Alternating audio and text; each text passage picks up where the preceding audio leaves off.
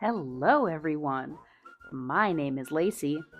This is Lieutenant Dan, and you are watching Reptiles.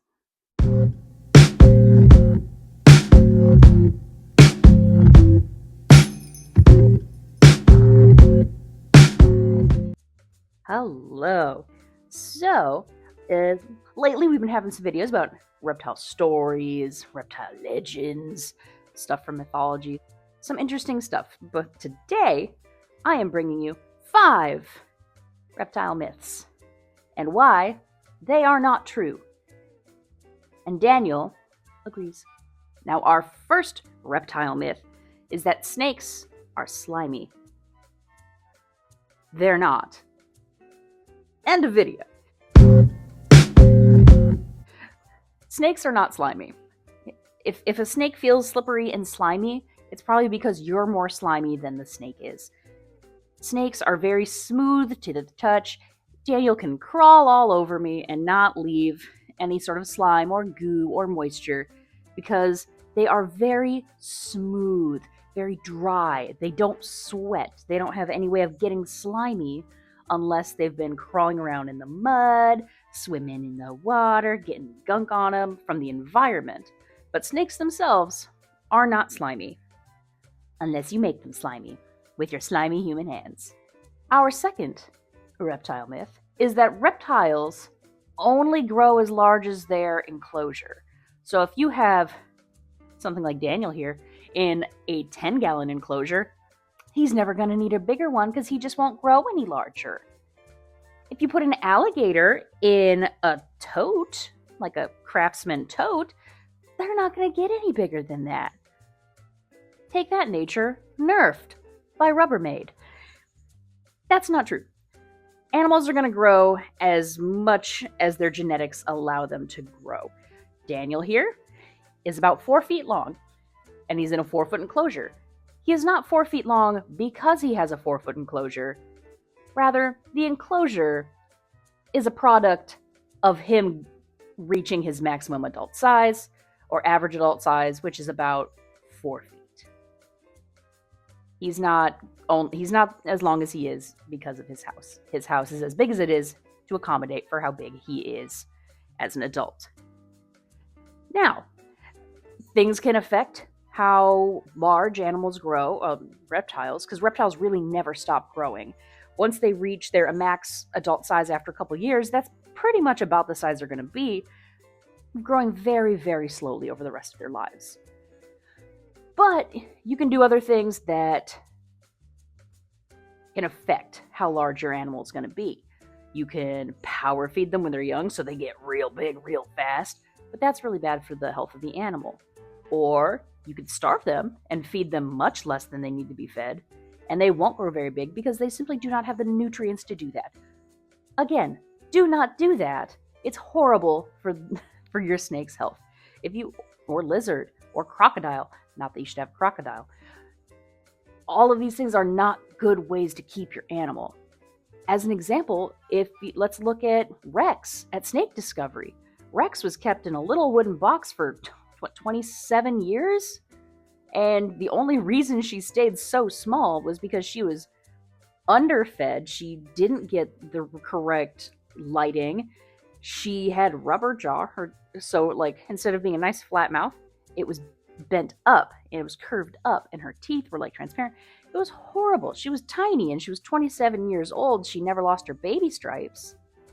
But that was a product of bad keeping, poor husbandry, poor feeding, inappropriate feeding, and inappropriate care.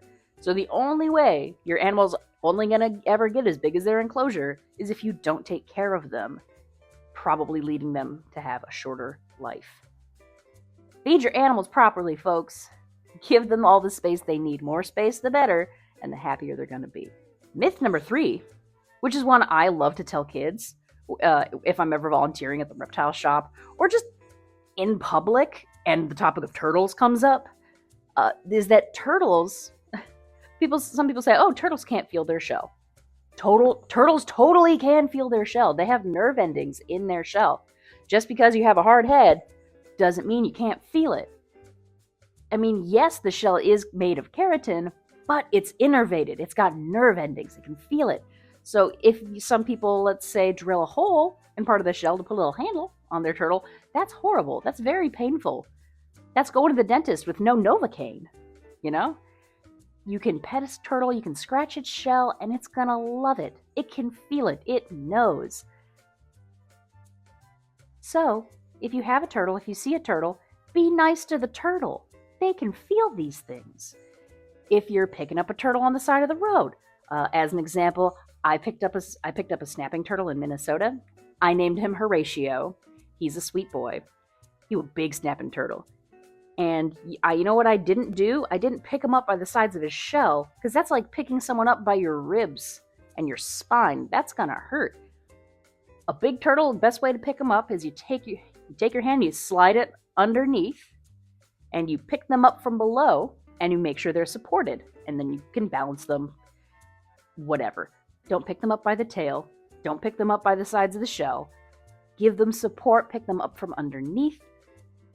And especially with something like a snapping turtle, underneath is where they can't get their head. Now, they can stretch their head and snap pretty far, but they're not going to go under their shell. And if you keep them balanced and then just hold onto the very back of the shell just to keep it balanced while you help them cross the road, you're good. Now, Horatio was a little snappy when I set him down, but then he went on his way and had a wonderful rest of his day. Horatio, Mr. Snapping Turtle, wherever you are out there, I hope you're living your best life. Myth number 4 has been perpetuated in media, in movies like Tangled, and it is that chameleons can change the color of their skin to match their environment.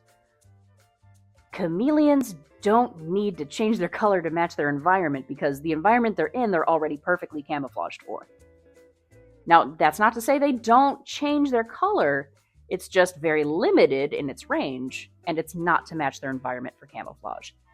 For example, when a chameleon is cold, it will have a darker color, because darker colors absorb more heat and will help bring its body temperature up, since it is a cold-blooded animal. If they are mating, or if they are warm, then their skin will brighten up and get lighter in color and brighter in color, because A, it doesn't absorb as much heat if they're already hot, and B, if they're breeding or trying to look gorgeous to impress the lady chameleons, they're lighter in color to impress them, not because they suddenly need to be bright and colorful, right? Different times of day, different colors. There's a reason for it. It's not to blend in, because they already blend in pretty good. So I'm so sorry, Pascal from Tangled. You are a lie. And our final myth today is that snakes are deaf. It's true, snakes do not have external ears. They do not have pinnae like we do. And they do not have holes in their ear like lizards do. That doesn't mean they can't hear you or hear. Their hearing might be a little more muffled. Like, imagine going through life with your hand over your ear, covered it up. You're not going to hear everything perfectly. It's going to be kind of muffled, but you're still going to be able to hear things. Now, look at Lieutenant Dan here. See how he has no holes on the side of his head? Also, he's very handsome, but no holes on the side of his head. He still has ears. They're just underneath his skin. But snakes will also pick up a lot of vibrations by having their jaws on the floor. Hello. Hang out. By having their jaws on the floor, and they pick up vibrations underneath their jaws. They can still hear. They just can't hear as crisply as we would, or as a lizard would. But that's why they use other senses to supplement that muffled hearing. But they are not deaf. That was 5 myths. I hope you enjoyed them. If you want 5 more, like, comment, subscribe. Let me know what your favorite myth is, or if you've heard of any of these before, or maybe tell me one I haven't heard. Additionally, next month is the NARBC show in St. Louis. If you've never gone to an NARBC show, I highly recommend. It's a good time. There's so many cool animals. There's so many smart, knowledgeable vendors. There's so much cool stuff to see. And it's a good time up in St. Louis. Again, highly recommend. If you're going to the St. Louis NARBC, let me know. I'd love to hang out. It's going to be me hanging out. So let's hang out. Let's talk about snakes. Let's talk about reptiles. Let's talk about your favorite things. And maybe we will be having a new friend coming home with us from this show. I'm going to leave you in suspense on that one, but I have arranged to pick up a new friend in St. Louis. Leave your guesses in the comments below on what kind of a friend I'm getting. But that's all for today, folks. We'll see you next week. And as always, never stop learning, because a mind is a terrible thing to waste. See ya!